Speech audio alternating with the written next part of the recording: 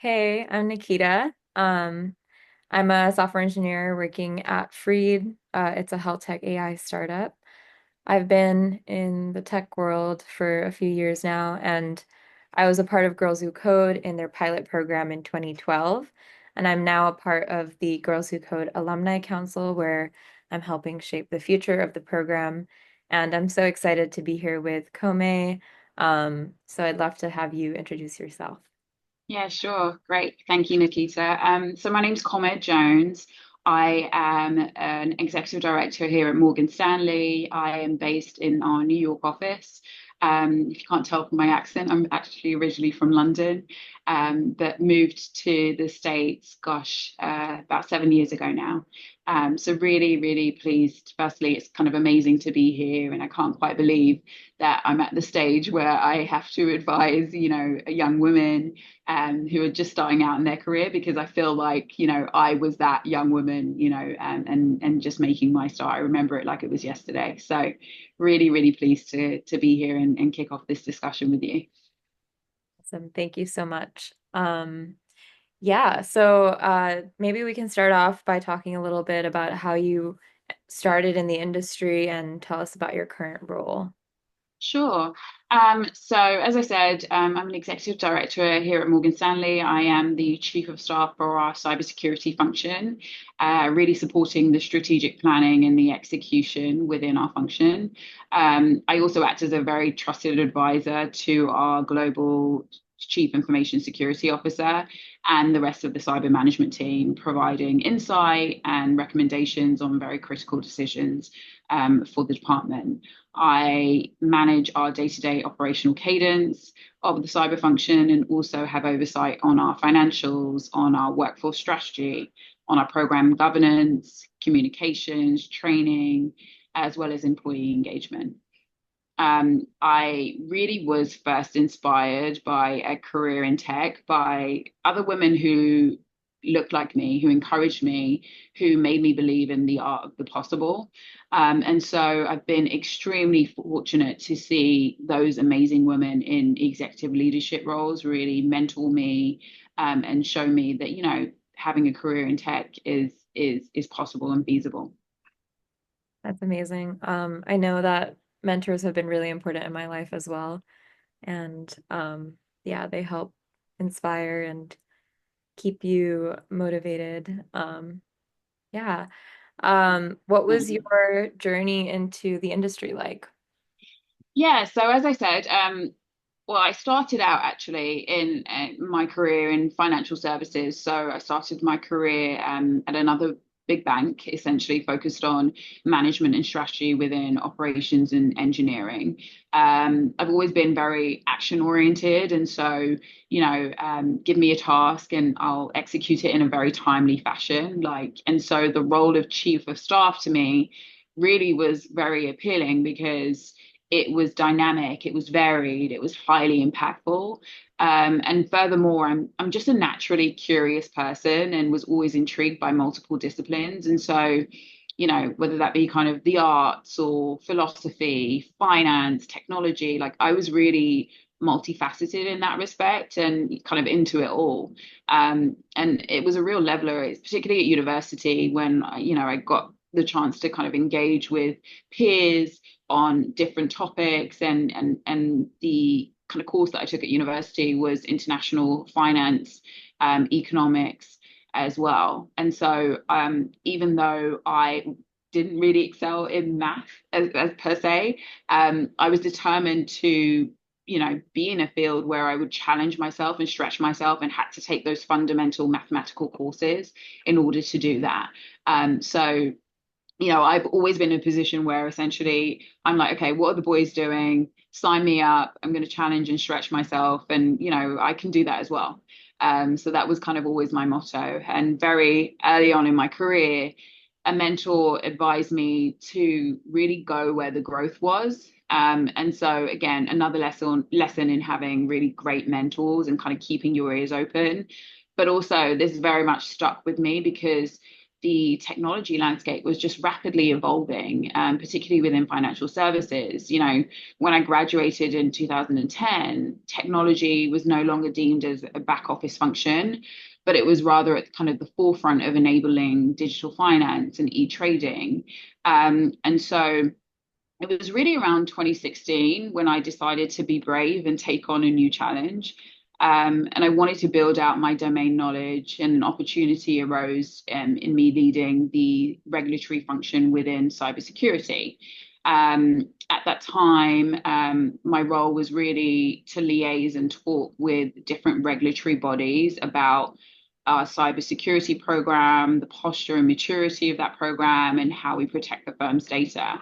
And so what I love about cyber is that, in the same way that I described that I'm very kind of multifaceted, like cyber is also very multidisciplinary. It integrates principles from network to data protection to hunt and threat intel, to software development security, risk management, legal, compliance. Like there are a lot of different elements to it.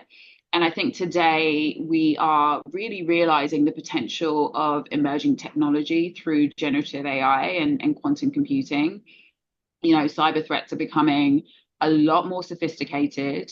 There are threat actors that are actually using this emerging technology to automate their attacks and really refine social engineering. And so, if you use the example of kind of AI-enabled phishing campaigns, threat actors are really bypassing traditional security measures in order to advance their pursuits.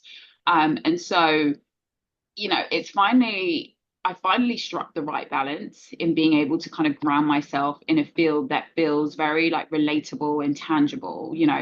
When you hear in the news that there's been kind of a cyber attack or, a data breach, an outage, like these are all the things that we kind of deal with, on a day-to-day basis in this function. And so, um, pairing that with my operational sort of execution hat and being, at the forefront of managing a function that is so dynamic and ever evolving, it feels really good. It feels really engaging. It's challenging in the best of ways. And as I've mentioned, I've just had a lot of encouragement through mentors and friends and family and managers who have helped me build confidence in this field. Yeah, that's incredible. Thank you for walking us through your journey a little bit. I'm curious, about the transition into cyber. How did you approach that transition and where did you start with your learning process? Yeah. So I was fortunate in that we had a lot of kind of internal courses that we had to take, but also by virtue of my role, particularly in having to relay what our cybersecurity program was to regulatory bodies, you get up to speed very quickly. And so, I don't profess to be an expert in every single way in the cyber security field. However, what I do know is that I've built out enough domain knowledge to be able to go and have those conversations.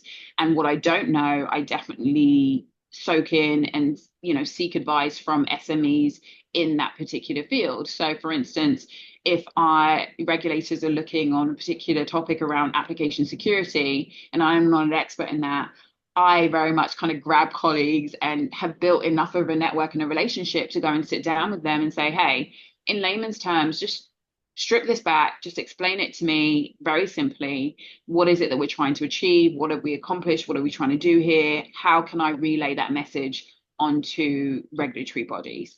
And so, I've been very fortunate to be able to have really good people and peers and co-workers that I can sort of like tap into any given moment, just because I've built enough of a relationship with them to be able to get and extract that information and do my job really well. Yeah, definitely. Thanks for sharing. I know that in my own experience, like the people I work with and being able to rely on mentors and managers and everyone, the team has been really key in my career. So I get that. Most definitely.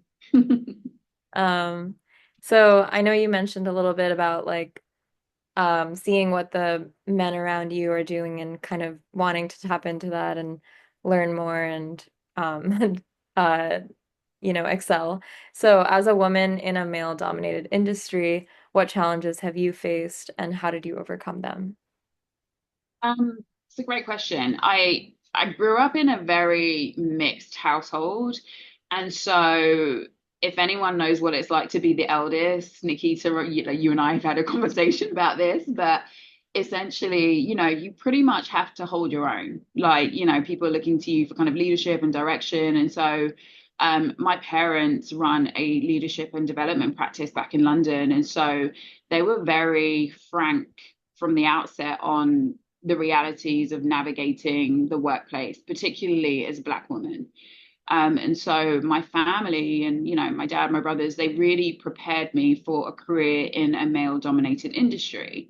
I knew coming into the industry that, the industry is sometimes, oftentimes not designed for us, particularly, as a Black woman. And so I kind of see that as a great advantage in some respects, in that I've been able to develop really core, what I call superpowers.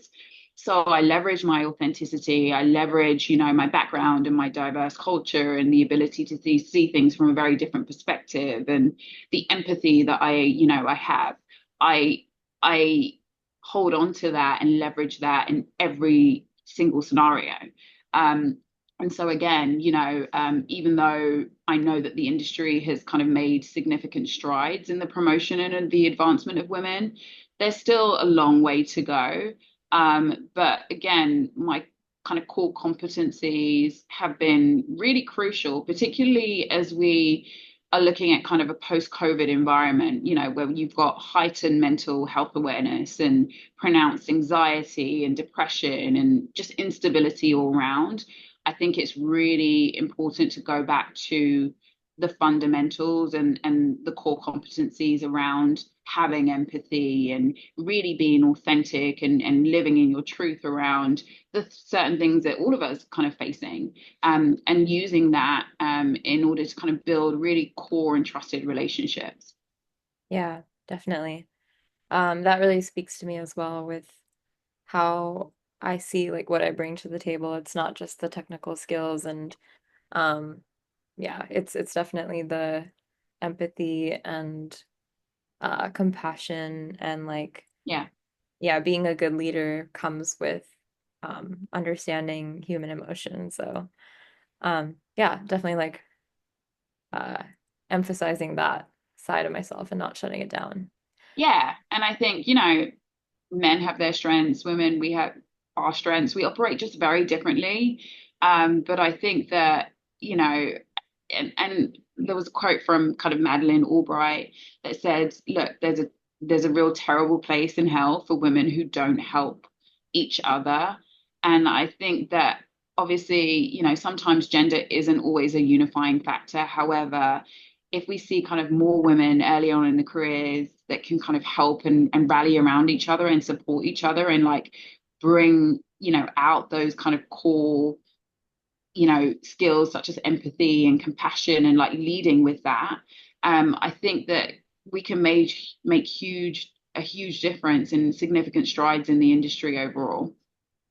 Definitely. Um, I know you mentioned a little bit about the values your parents instilled, and I'm just curious if you wanted to dive in a little deeper into how their influence on you helped shape you as a leader.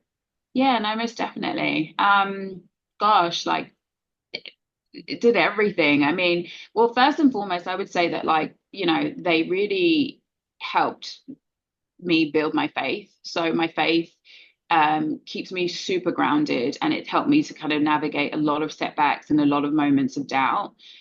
So when I feel like I am the one that's the in control and the sole owner of my destiny, like, they kind of bring me back to reality, my parents do, and say, hey, like you're not driving, the bus here. Like there is an orchestrator and like, you know, having a sense of essentially being grounded in Christ is really, really crucial to me because I know that whenever I'm feeling discouraged, I can kind of lean to like prayer and reading scripture. And there are examples of so many, if you read the Bible, there's examples of so many great leaders that have experienced like great tribulation and trials and tests. And like, it really just helps bring perspective and lets me know that I'm not on the journey alone.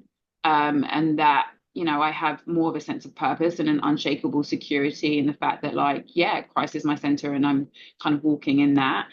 So my parents have definitely helped encourage my faith. Um, they've also helped me in terms of kind of creating moments of gratitude and using that as kind of a useful exercise to think beyond myself and my immediate concerns and my immediate worries. Like, again, it's not just about me, or you. It's about, the collective. And so my dad always used to say, learn to be very content in the now whilst you wait for your next milestone. And that always stuck with me because I'm always rushing to like the next thing. So having gratitude and just being really grateful for kind of where I am now and the journey it helps bring a lot of perspective as well. Yeah, I love that. I'm just smiling over here. A lot of those things have been really important to me in like recent years, especially. Um, Yeah, yeah, what I'm hearing is like being present and surrendering to, the universe and like trusting in yourself and trusting yeah. in the world around you. So I love that. Yeah. And also, I think it's just kind of like staying in community as well. Like, my husband and I are really big on community and, supporting like those that are in need. Because if you feel like your situation, might be bad at times, like there are other people who are just struggling and in really, really bad situations. And so, shifting the focus again away from the self to the collective. Um, can be really useful in terms of just ensuring that you can kind of curate moments of gratitude, happiness, and like, yeah, walk more in your purpose. And I think that that's is crucially important as well. And I would also kind of add that movement and exercise has been really fundamental as well in terms of when I'm feeling kind of off balance, off kilter and not centered, it really helps me come back.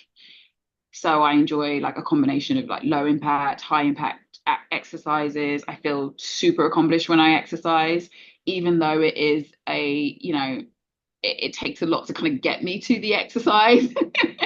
When I do it, I feel better about myself. And so you want that, particularly in such high impact, sort of intense environments. You need to keep steady and, be resilient and build resilience. Yeah. Yeah, I love that. Um, and I totally relate to all of that. Um, Actually, yeah, great transition. So speaking of building resilience, how do you stay motivated and resilient when navigating setbacks or moments of doubt? Yeah, good question. Look, it can be tough at times. There are some days where you're just kind of like, oh, I don't even have the will. But again, my faith, it really helps me. Movement really helps, and just ensuring that, again, I'm exercising and moving my body. That's really crucial to me. Staying connected with family and friends, and, just, enjoying myself and having fun. I think that those are important as well. But resilience is really defined as the ability to adapt, recover, and grow.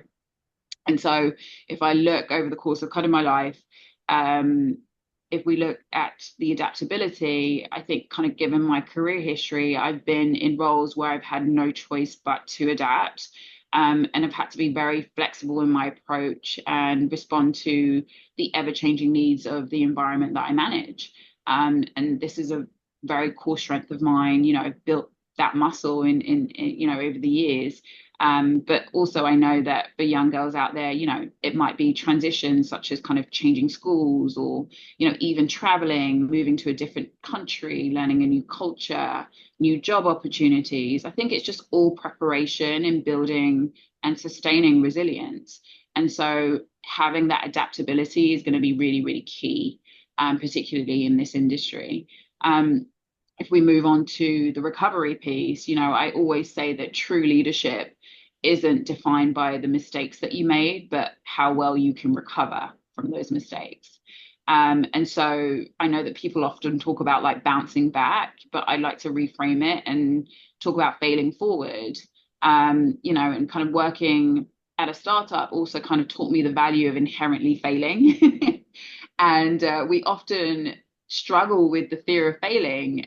But when I talk to young women, I want them to be brave and really have the audacity, to do the thing.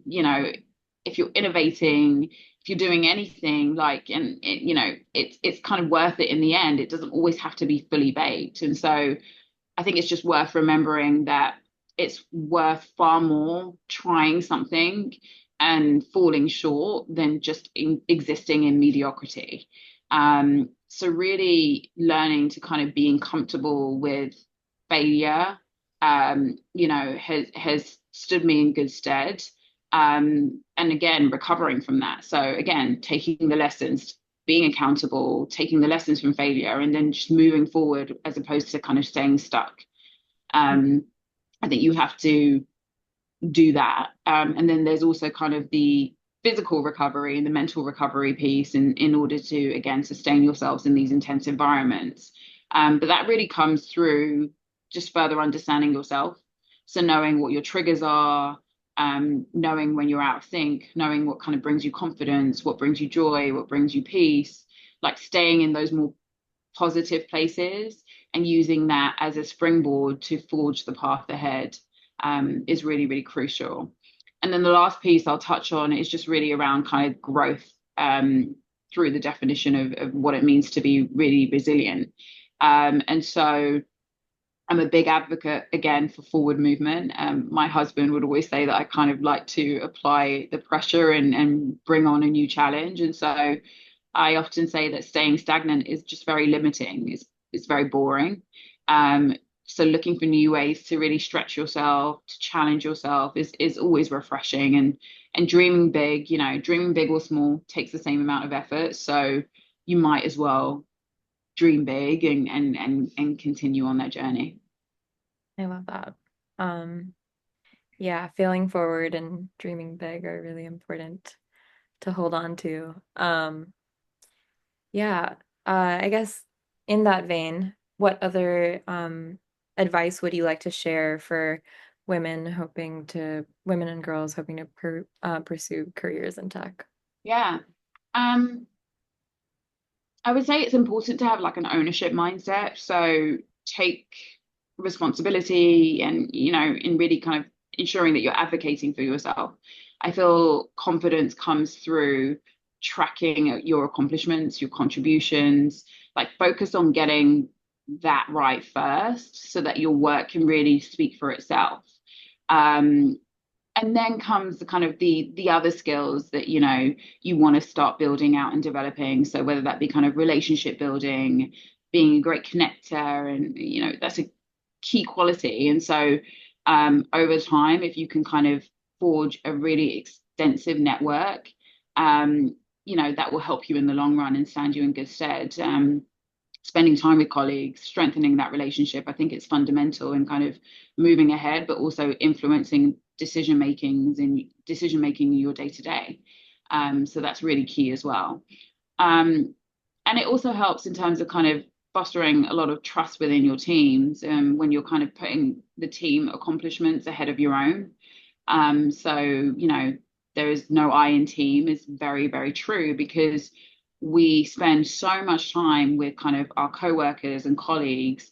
And so it's important to really work on investing in those relationships very early on, and making sure that you can kind of build trust. Yeah. Yeah, we talked a little bit about community and mentorship, and I'm wondering if you have any advice for people who are seeking mentors, like what are some ways I know like sometimes it just feels natural and people fall into your life, but I'm curious if you have any yeah, ways that people can seek out mentors as well. Yeah. Well, firstly, I'd like to start by saying, I wouldn't be where I am today without a strong support system of mentors and sisters. They are the ones who know me all too well, and they are always there in both amazing times and also very challenging times. And so it's really imperative that you build a network of women that you can trust, because they are going to be there for you no matter what. And whether that be kind of both personally, professionally, in every facet of your life. I think they really are there to kind of act as sounding boards, provide you with honest and constructive feedback, even though you might not want to hear it, words of encouragement, and just a good laugh as well. Like having fun with like core girlfriends of mine is just nothing beats it. And so yeah, just having really, really good, strong sisters around you is imperative. But I would also kind of urge young women to build very natural relationships, because as we know, relationships aren't born overnight, and you almost kind of have to date around to find the right mentors for you. So it may be more than one mentor, and it may be a mentor for just a season of your career. And regardless, you should kind of work on building a relationship that has longevity. And so, I often kind of meet people, and, afterwards people mentor, and it's like, okay, but we don't know each other yet. Like we have to form a relationship to see if it's really going to be like the right fit. Like, do my values align to your values? Like, or, does my career path sort of, is that aligned to kind of what it is that you see yourself doing as well? Like, we have to ask those questions, and again, just date around and figure out if it's going to be the right fit or the right mentor. So if I could kind of provide some advice, I would often say, yeah, just spend some time looking for the right mentor for you. And again, it might be more than one. And again, you might transition and move on to another mentor, but ultimately it should be someone who cares about your growth, and can provide you with invaluable insight so that you can reach your full potential. I love that. Thank you so much, Kome. I really appreciate all the advice and sharing storytelling on what you've been through. So, yeah, Great conversation. Thank you so much, Nikita. thank you.